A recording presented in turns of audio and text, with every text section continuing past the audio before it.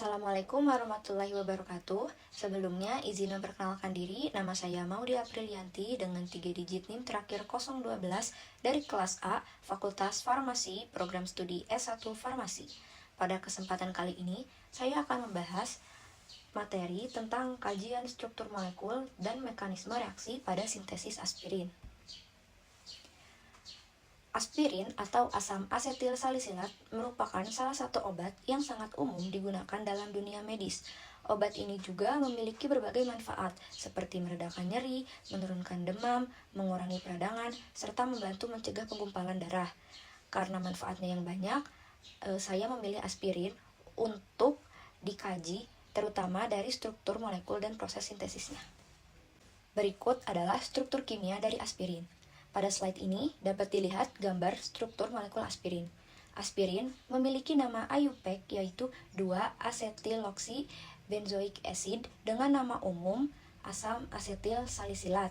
Rumus molekulnya adalah C9H8O4 dengan massa molekul sekitar 180,16 gram per mol. Dari struktur ini, aspirin memiliki beberapa gugus fungsi utama. Yang pertama adalah cincin aromatik atau benzena, yaitu struktur dengan 6 atom karbon dengan elektron pi yang terdelokalisasi.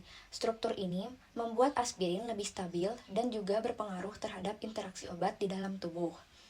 Lalu yang kedua adalah gugus ester, yang terbentuk dari proses asetilasi pada asam salisilat. Gugus ini berperan dalam meningkatkan stabilitas aspirin dibandingkan senyawa asalnya. Dan yang ketiga adalah gugus asam karboksilat, yang membuat aspirin bersifat asam lemah. Gugus ini juga dapat membentuk ikatan hidrogen dan mempengaruhi interaksi dengan target biologisnya. Berikut adalah sifat-sifat dari aspirin. Yang pertama itu sedikit larut dalam air, lalu lebih larut dalam etanol dan aseton, tidak memiliki pusat kiral, tidak memiliki konfigurasi RS, mudah terhidrolisis menjadi asam salisilat dan asam asetat. Selanjutnya adalah analisis struktur aspirin berdasarkan hibridisasi atom-atom penting. Pada atom karbon di cincin benzena dan gugus karbonil terjadi hibridisasi sp2. Struktur ini menghasilkan geometri trigonal planar dengan sudut sekitar 120 derajat, serta menyisakan orbital P yang digunakan untuk ikatan pi yang terdelokalisasi. Selanjutnya, pada atom oksigen di gugus ester terjadi hibridisasi sp3 dengan bentuk bengkok. Dua orbital digunakan untuk ikatan sigma, sedangkan dua lainnya menjadi pasangan elektron bebas.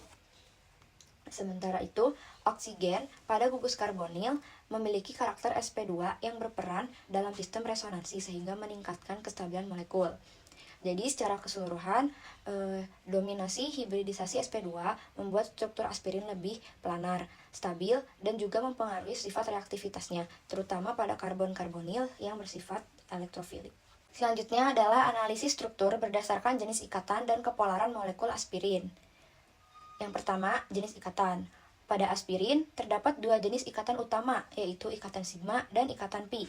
Ikatan sigma merupakan ikatan kuat yang terbentuk pada ikatan tunggal, seperti karbon-karbon, karbon hidrogen, dan karbon oksigen. Sedangkan ikatan pi terdapat pada gugus rangkap, seperti pada karbonil dan sistem aromatik, yang berperan dalam delokalisasi elektron. Selanjutnya, sifat kepolaran. Berdasarkan struktur, aspirin memiliki sifat semipolar karena memiliki bagian polar dan nonpolar dalam satu molekul. Bagian yang bersifat polar atau hidrofilik adalah gugus asam karboksilat dan gugus ester.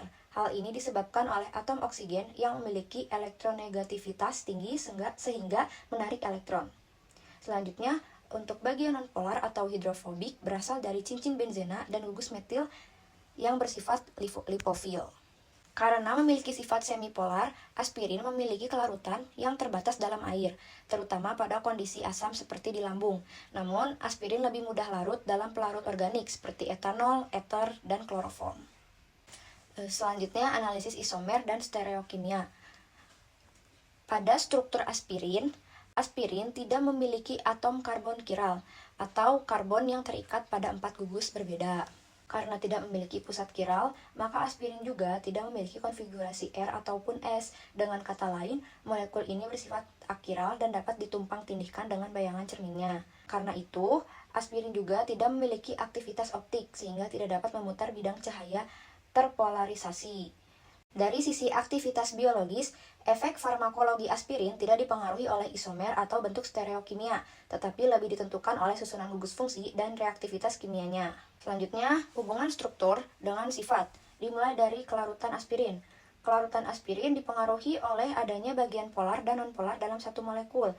Gugus polar seperti karboksilat dan ester dapat berinteraksi dengan air, sedangkan cincin benzena bersifat nonpolar.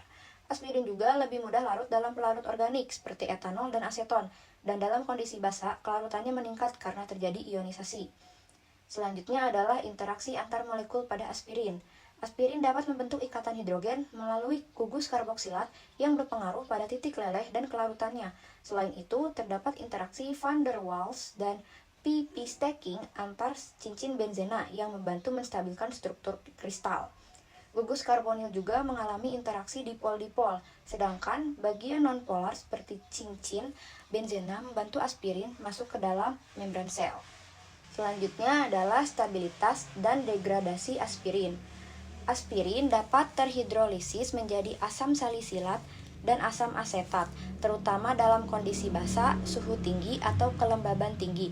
Dalam kondisi asam seperti di lambung, aspirin relatif lebih stabil. Jika sudah terdegradasi, aspirin kehilangan aktivitas farmakologinya sebagai inhibitor enzim COX. Kemudian adalah analisis sintesis dan mekanisme pembentukan aspirin. Reaksi pembentukan aspirin terjadi antara asam salisilat dan anhidrida asetat dengan bantuan katalis asam seperti asam fosfat atau asam sulfat pekat serta pemanasan. Reaksi ini menghasilkan aspirin dan asam asetat sebagai produk samping. Reaktan utama pada reaksi ini adalah asam salisilat dengan rumus C7H6O3 dan anhidrida asetat atau CH3CO2O. Lalu katalis yang digunakan adalah asam kuat seperti H3PO4 atau H2SO4 pekat yang berfungsi mempercepat reaksi tanpa ikut habis.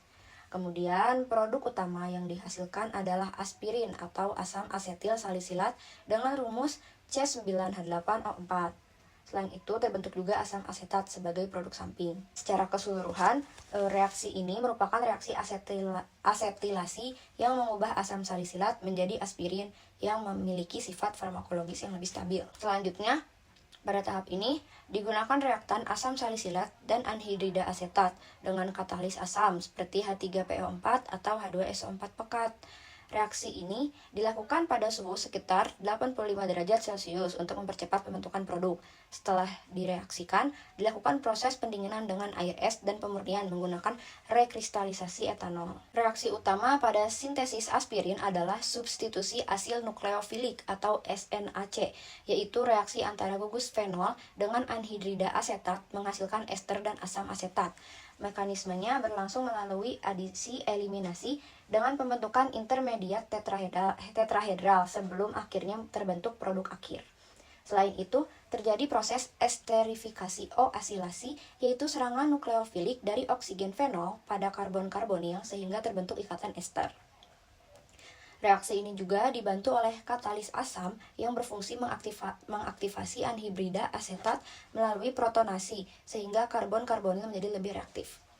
Selain reaksi utama juga ada reaksi samping berupa hidrolisis, yaitu reaksi anhidrida asetat dengan air yang menghasilkan asam asetat. Lanjut, sebelum masuk ke mekanismenya, sintesis aspirin termasuk reaksi substitusi asil nukleofilik, yaitu reaksi adisi eliminasi. Pada reaksi ini, nukleofilik akan menyerang karbon karbonil sehingga terbentuk intermediat tetrahedral sebagai struktur sementara sebelum menghasilkan produk akhir. Pada mekanisme pembentukan aspirin, pertama terjadi protonasi anhidrida asetat oleh asam sulfat. Tujuannya supaya karbon karbonil menjadi lebih reaktif atau lebih mudah diserang. Selain itu, gugus fenolik pada asam salisilat bertindak sebagai nukleofil dan menyerang karbon karbonil tersebut, sehingga terbentuk ikatan baru antara atom oksigen dan karbon. Selanjutnya, serangan ini menghasilkan intermediate tetrahedral, yaitu struktur sementara yang masih belum stabil karena ikatan rangkap karbonil terbuka. Selanjutnya, intermediate ini mengalami penataan ulang. Ikatan karbonil terbentuk kembali dan gugus asetat terlepas sebagai asam asetat. Dan di tahap akhir, terbentuklah aspirin atau asam asetil salisilat, sedangkan katalis asam sulfat kembali seperti semula sehingga dapat digunakan lagi dalam reaksinya. Di sini, saya akan menyebutkan faktor-faktor yang mempengaruhi reaksi sintesis aspirin. Ada 5 faktor utama, yaitu struktur substrat, pelarut, suhu, efek induksi, dan efek resonansi.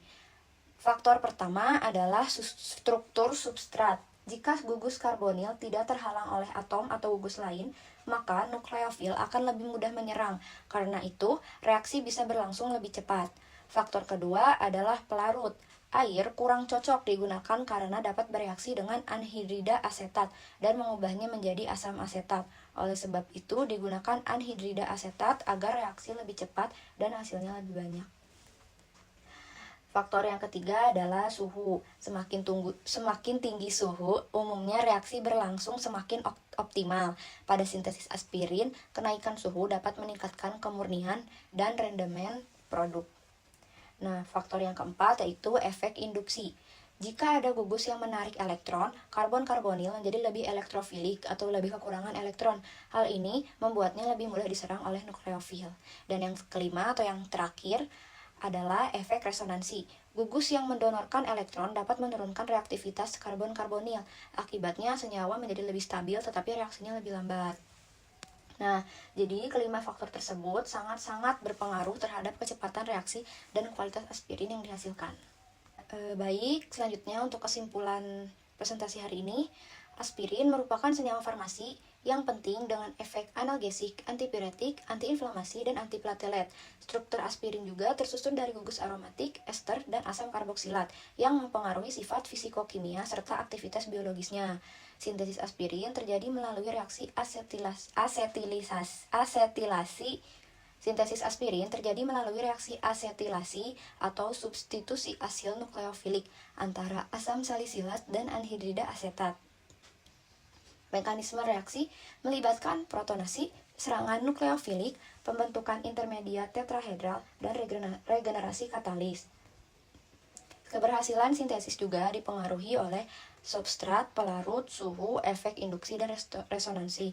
Dan yang terakhir, optimasi proses diperlukan untuk meningkatkan yield, kemurnian, dan efisiensi sintesis. Baik, cukup sekian yang dapat saya sampaikan. Mohon maaf apabila masih banyak kekurangan. Terima kasih telah mendengarkan. Wassalamualaikum warahmatullahi wabarakatuh.